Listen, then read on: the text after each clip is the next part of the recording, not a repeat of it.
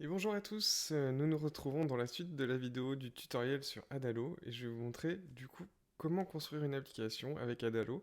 Si vous n'avez pas vu le premier épisode, je vous le mets en description, vous pouvez aller suivre le début, comme ça vous ne serez pas perdu sur la suite du projet. Alors qu'est-ce qu'on fait en fait? On fait une petite app de e-learning que j'ai récupérée depuis Figma, donc avec quelques maquettes. Euh, donc on a une page d'accueil, on a des tests, une page de présentation du test et un petit quiz, la vérification du quiz également, un petit menu et la partie login, sign up de l'application.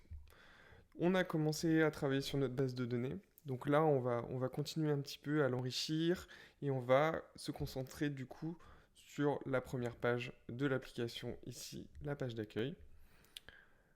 Donc je reviens sur Adalo et on avait présenté dans un premier temps juste un petit bout de texte où on disait bonjour avec le nom de la personne, le nom complet. Donc là je vais faire la suite. Donc si on reprend un petit peu le wireframe, on avait ici en fait une présentation de certains sujets mis en avant. Donc on va commencer par créer un petit peu ça. On va pas forcément faire un carousel, je sais pas encore. On va essayer de trouver un composant qui pourrait correspondre à ça dans un Dalo. Parce que du coup, avec le no-code, hein, c'est aussi important de pouvoir s'adapter un petit peu à l'outil. Souvent, c'est pas très flexible comparé au design, donc on essaye de trouver un juste milieu qui correspondrait un petit peu au design. Donc je vais retourner directement sur Adalo et je vais trouver peut-être un composant. Donc là, je vais aller voir ici dans Branding et c'est pas du tout ici. Je vais aller dans Home directement, cliquer et cliquer sur Ajouter un composant. Alors là, on a les composants les plus utilisés. On a pas mal de composants de navigation. Je vais essayer de faire petit, une petite recherche peut-être sur les listes, voir ce qu'il y a dans les listes, par exemple ici. Donc on a des listes, liste d'avatar, horizontal card list. Ah, c'est pas mal ça. Ça nous permet un petit peu de faire un petit carrousel. Ça me plaît bien ça. Du coup, je vais le récupérer ici, hop, et je vais le glisser sur ma page. Donc là, on est pas mal. On a notre petite liste. Donc on va le relier en fait à nos tests mis en avant. Mais pour l'instant, en fait, on n'a pas de tests mis en avant. On va essayer de créer un petit filtre du coup pour sélectionner certains tests et les mettre en avant. Pour cela, on va avoir besoin en fait de changer un petit peu notre modèle de test. Donc je vais juste revenir dans mon wireframe ici. Et on avait dit que les tests, donc il y avait un title et une description. Je vais rajouter une condition, un booléen. Donc un booléen, c'est une condition qui est soit vraie, soit fausse.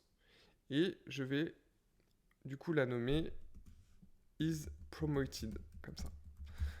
Ça veut dire est-ce qu'elle est mise en avant. Et en fait, ça sera du coup vrai ou faux, comme ça. Ça va me permettre du coup de choisir quel test je veux mettre en avant dans l'application, en tout cas sur la page d'accueil. Généralement, quand vous avez besoin de sélectionner certains éléments, c'est bien de faire un petit filtre comme ça avec le is devant. C'est la convention. C'est-à-dire que is, c'est-à-dire que c'est un booléen, donc vrai ou faux. Et is promoted,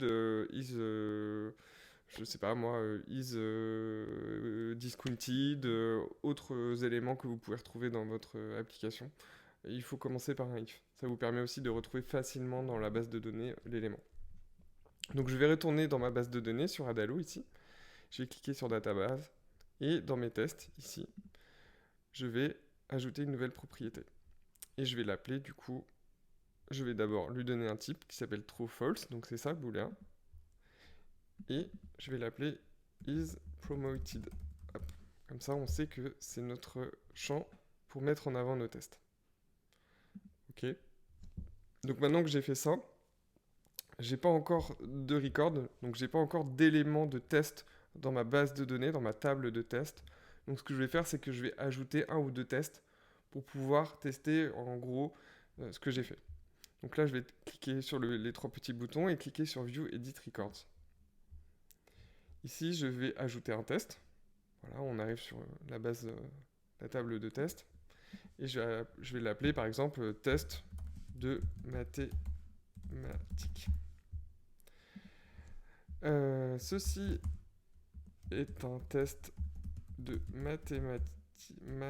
1, 2, 3, je me perds. Mathématiques. Euh, pour l'exemple. Parce que du coup, ça va juste être un exemple. Est-ce que je veux qu'il soit promoted ou pas? Bah là, en fait, ce que je veux, c'est le faire apparaître. Donc, je vais mettre ici. Hop, voilà. Ok. Je fais done. Pour l'instant, je vais tester juste avec un. Je vais du coup maintenant cliquer sur mon petit horizontal card list ici. Et je vais regarder. Alors, qu'est-ce que c'est que cette liste? Bah, en fait, ça va être une liste de tests. Puisque du coup, je veux mettre en avant des tests. La deuxième chose, c'est que est-ce que je vais mettre tous les tests? Donc, je clique sur All Tests et je vais ajouter un petit filtre ici. Ce petit filtre, il va me permettre de sélectionner en fait les tests que j'ai envie. Et il va filtrer par rapport à certains éléments de mon entrée dans la table de test. Donc les entrées dans la table de test, une entrée c'est par exemple le titre, la description ou encore is promoted. Et c'est là où on va l'utiliser en fait. Donc je vais cliquer sur is promoted ici et je vais dire que je vais faire apparaître du coup les tests dont la clé is promoted dans la table de test est égale à true. Donc c'est-à-dire cocher comme on a fait tout à l'heure. Et voilà, c'est tout. Tout ce que je veux faire pour l'instant. Voilà, rien à faire. Je fais, c'est bon. Hop. Donc maintenant que j'ai fait ça, je vais retourner dans Preview et je vais vérifier que bah, j'ai bien en fait mon premier test. Normalement, mon test de mathématiques va s'afficher ici. Et voilà, on a bien notre test de mathématiques qui s'affiche avec le titre et un subtitle. Alors le subtitle, c'est un autre champ. Pour l'instant, il n'y a rien dedans. Donc on va essayer de créer un champ pour remplir du coup la description qui s'appelle subtitle. Donc je quitte la preview ici. Et qu'est-ce que je vais faire? C'est que je vais aller directement dans mon composant. Alors, on a image overlay ici. Hop. Et vous voyez, c'est marqué test name et subtitle. Donc test name avec le title, c'est bien relié du coup au titre de mon test, le name. Mais par contre, subtitle, il n'y a rien de relié en fait. Ce que je vais faire, c'est que je vais ajouter un magic test ici. C'est pour relier à ma description, par exemple, de mon test. Et là, je vais cliquer sur description. Bien évidemment, on voit bien test description qui est arrivé, puisque c'est le titre de mon champ dans ma table test. Par contre, j'ai un subtitle encore, donc je vais l'enlever. Et je l'enlève du coup pour ne plus faire apparaître subtitle qui est en gros le texte par défaut. Donc une fois que j'ai ça, je vais cliquer sur Preview pour voir si ça fonctionne bien. Et voilà, j'ai ma petite description. Ceci est un test de mathématiques, 3 petits points. Donc par défaut, du coup, Adalo met des 3 petits points pour pas faire dépasser l'élément du coup du composant. Donc c'est plutôt bien, c'est ce qu'on veut. On veut juste afficher une petite preview pour inciter l'utilisateur à cliquer sur, par exemple, la description, pour cliquer sur le test qu'on a mis en avant. Donc là, on en a ajouté un. Ce qu'on veut, c'est en ajouter peut-être 2 ou 3. Donc je vais vite fait créer 2-3 tests par défaut pour pouvoir en ajouter et voir le comportement que ça fait avec 3 éléments. Donc c'est la même chose qu'on fait, ce qu'on a fait tout à l'heure. On va sur la database, ici, et on fait View Edit Record. Je vais ajouter un autre test, et je vais l'appeler par exemple test de culture générale. Hop. Et là, je vais l'appeler ceci est un test de culture G. Et je vais le mettre en avant aussi également. Je fais save.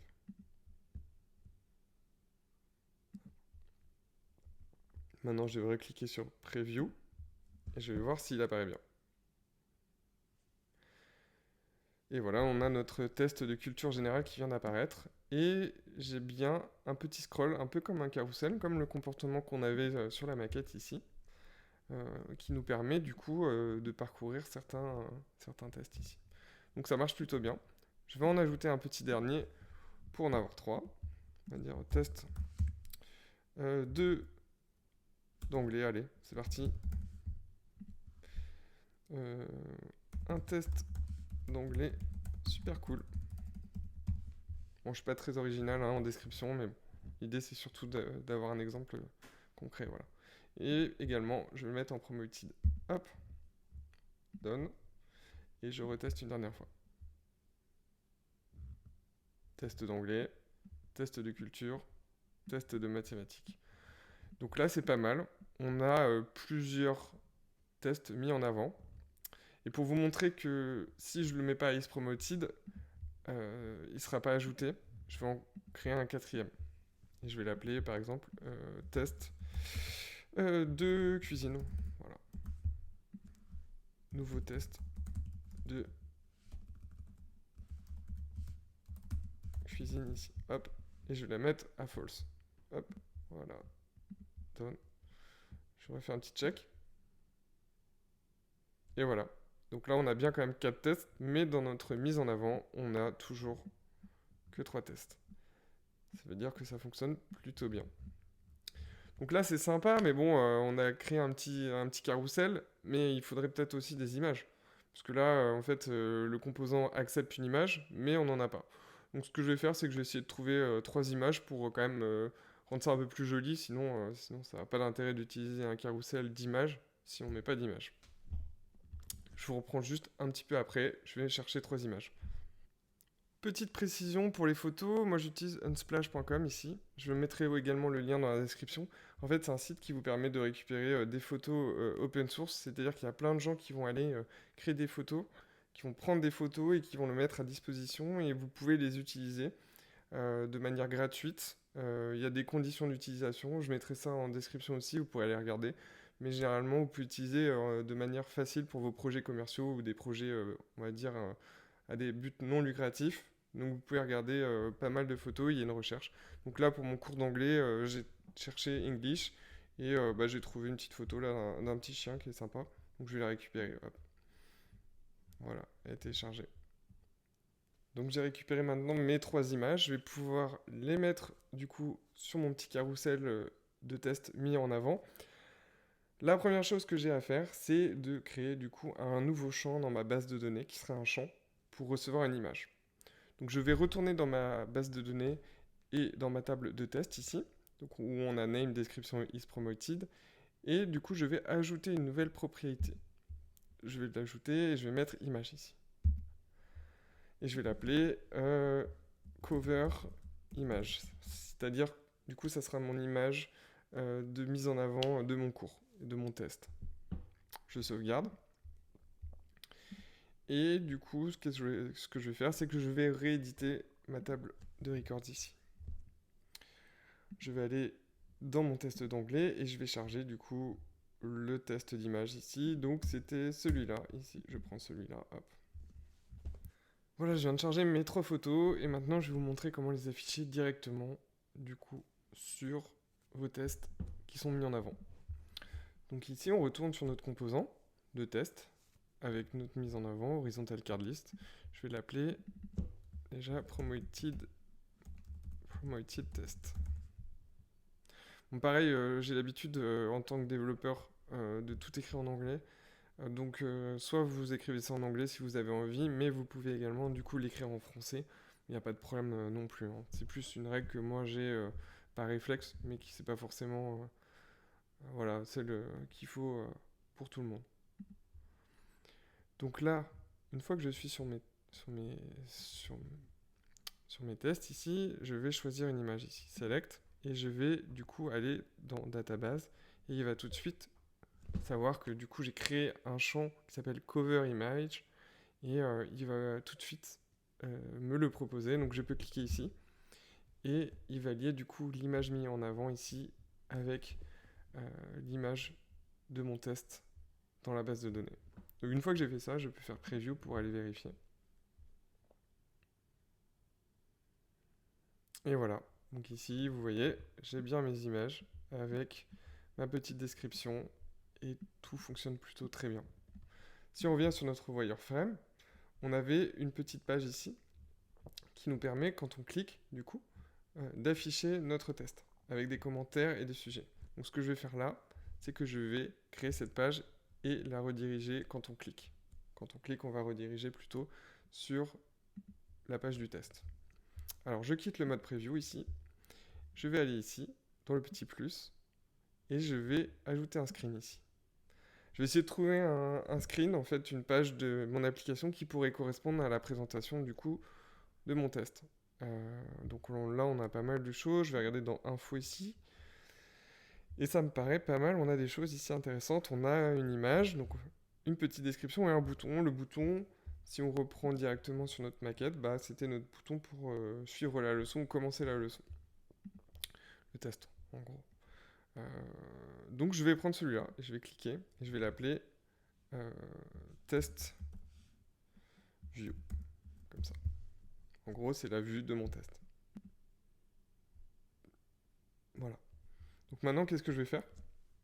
C'est qu'il va falloir que je redirige directement, quand je clique sur l'image, vers la page. Donc qu'est-ce que je vais faire? C'est que je vais reprendre mon promoted test ici, donc notre carrousel d'image, et je vais lui ajouter une action. Et cette action, en fait, ça va être ici. Je vais ajouter une action et je vais faire un lien. Un lien ici vers mon test view, donc vers ma page view, ici, tac, je clique. Je peux choisir la transition, c'est-à-dire est-ce que ça va scroll de gauche à droite ou ça va scroll de droite à gauche ou pas. Il y a plusieurs choix, on peut, voilà, vous pouvez voir un petit peu.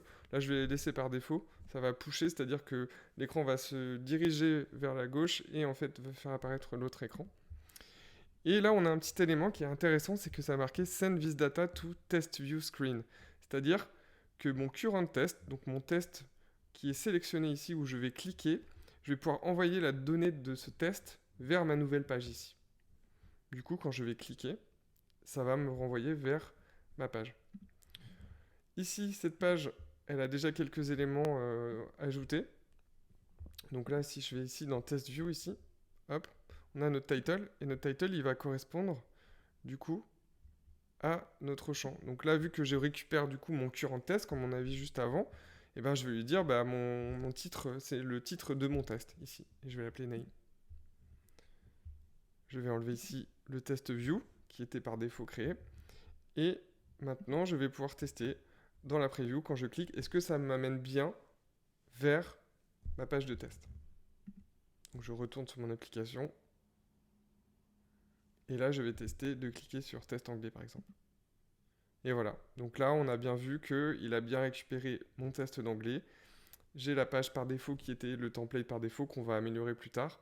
Mais déjà, j'ai relié mon test mis en avant avec ma page de test qui est liée du coup au test sur lequel je viens de cliquer. On arrive à la fin de cette vidéo, on a vu pas mal de choses intéressantes. On a vu le carrousel d'images et de tests avec le filtre pour mettre en avant. On a regardé un petit peu comment on pouvait structurer un petit peu mieux la base de données, ajouter des nouveaux champs, notamment un champ photo. Et on a vu également comment créer une nouvelle vue et rediriger l'utilisateur depuis un test mis en avant vers du coup la page du test qu'on a choisi.